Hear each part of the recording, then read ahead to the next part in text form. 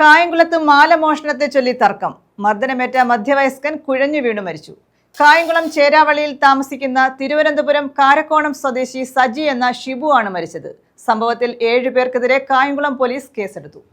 കായംകുളം ചേരാവള്ളിയിലാണ് മാലമോഷണത്തെ ചൊല്ലിയുള്ള തർക്കത്തിനിടെ മർദ്ദനമേറ്റ മധ്യവയസ്കൻ കുഴഞ്ഞു വീണ് മരിച്ചത്. ചേരാവള്ളി കോയിക്കൽ കിഴക്കതിൽ താമസിക്കുന്ന കന്യാകുമാരി കാരക്കോണം സ്വദേശി കുന്നത്ത് കോയിക്കപ്പടിത്തതിൽ സജി എന്ന് വിളിക്കുന്ന ഷിബു ആണ് മരിച്ചത്.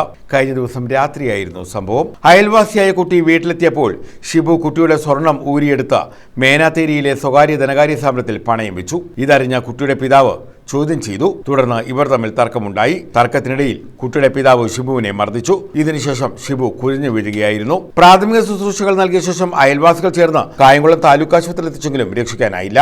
ഹൃദയ സംബന്ധമായ രോഗത്തിന് ചികിത്സയിലുള്ളയാളാണ് ഷിബു. പോസ്റ്റ്മോർട്ടത്തിന് ശേഷം മാത്രമേ മരണകാരണം വ്യക്തമാകൂ. സംഭവത്തിൽ കായംകുളം പോലീസ് 7 പേർക്കെതിരെ കേസെടുത്തിട്ടുണ്ട്. ഒരാളെ പോലീസ് കസ്റ്റഡിയിലെടുത്തു.